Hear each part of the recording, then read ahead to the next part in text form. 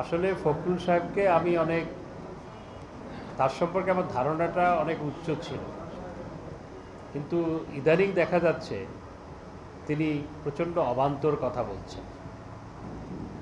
আর গণতন্ত্র নাই বিধায় চকবাজারে আগুন লেগেছে, এটি কীরকম দায়িত্বহীন কথা, এটা আর বলার অপেক্ষা রাখে না। এটির মাধ্যমে ফখরুল সাহেব তাহলে প্রকারান্তরে বলেছেন যে এই অগ্নিকাণ্ডের সাথে তাদের সংশ্লেষ আছে, কারণ গণতন্ত্র নাই বিধায় তারা মানুষের উপর পেট্রোল বোমা নিক্ষেপ করেছিলেন। আপনাদের মনে আছে যে গণতন্ত্র প্রতিষ্ঠা করার কথা বলে 500-র বেশি মানুষকে তারা পেট্রোল বোমা নিক্ষেপ করে হত্যা করেছে, 3500 মানুষকে আগুনে ঝলসে দিয়েছে গণতন্ত্র প্রতিষ্ঠার জন্য। তা গতকাল তিনি বলেছেন যে গণতন্ত্র নাই বিধায় যে চকবাজারে আগুন লেগেছে। চকবাজারে আগুনের সাথে গণতন্ত্রের কী সম্পর্ক আমি জানি না, তবে এই কথার মাধ্যমে এটি ব্যাখ্যা দেওয়া যায় যে তাহলে কি পেট্রোল বোমার মতো এটার সাথেও তাদের কোনো সংশ্লেষ আছে কিনা সেটি খতিয়ে দেখা প্রয়োজন। তা আমি ফখরুল সাহেবকে বলবো যে এই ধরনের অবান্তর কথা না বলে পার্শ্ববর্তী দেশগুলোর থেকে শিক্ষা গ্রহণ করুন। আপনারা জানেন পার্শ্ববর্তী দেশ ভারতে 42 জন আধা সামরিক বাহিনীর জওয়ান নিহত হওয়ার পর সমস্ত বিরোধী দল বলেছে সেখানে রাজনৈতিক পরিস্থিতি প্রচণ্ড উত্তপ্ত এবং কয়েক মাস পরে সেখানে নির্বাচন।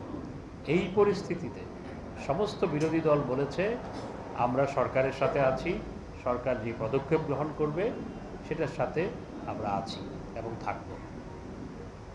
বাংলাদেশে চকবাজারে যে অগ্নিকাণ্ড, এটি একটি মর্মান্তিক দুর্ঘটনা।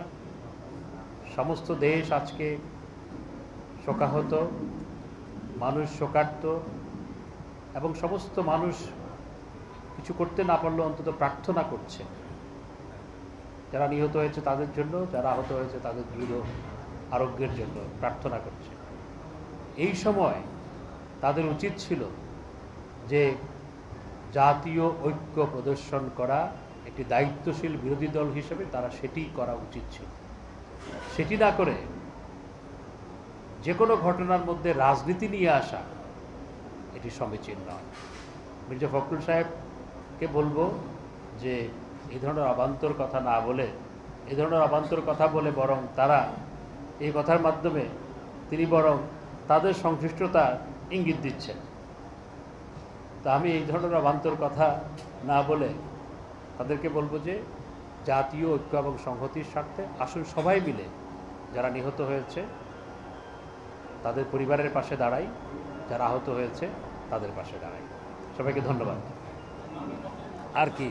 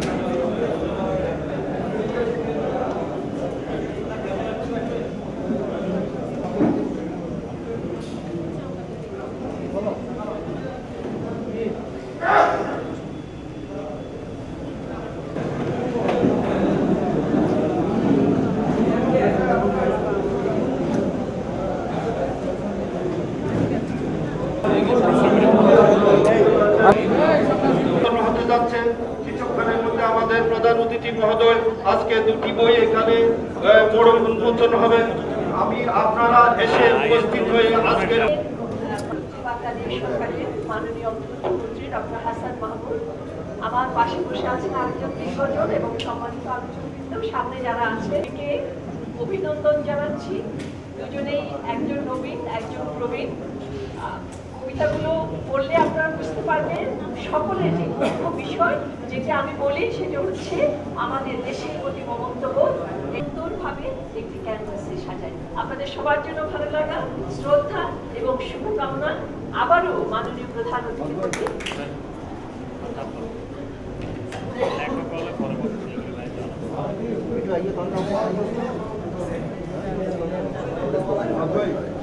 উন্মোচন করার জন্য এসছেন এবং আজকে যারা অবাগত সুদীজন প্রিয় সাংবাদিকবৃন্দ এই দুটি গ্রন্থের লেখক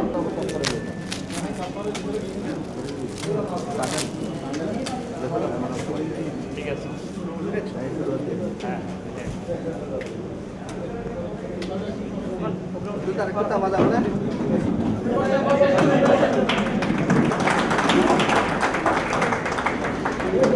মোবাইল আর একটু চাপাই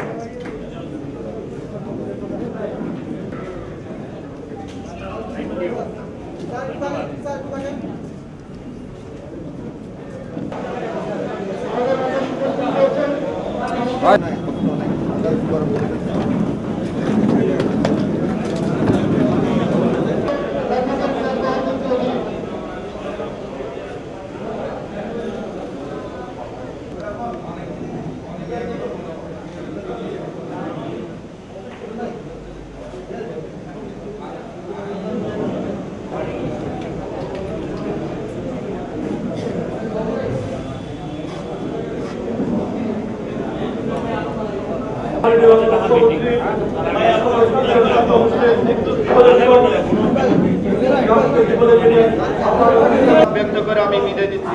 আসসালামু আলাইকুম। অনুষ্ঠান দুজন লেখকের কবিতার বইয়ের বা পাঠ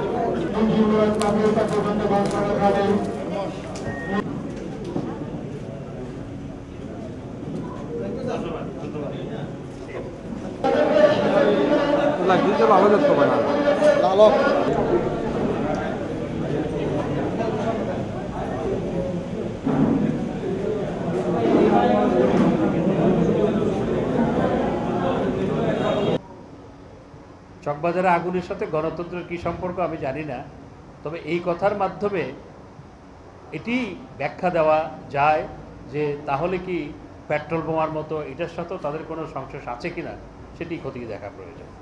তা আমি ফখরুল সাহেবকে বলবো যে এই ধরনের অবান্তর কথা না বলে পার্শ্ববর্তী দেশগুলোর থেকে শিক্ষা গ্রহণ করুন।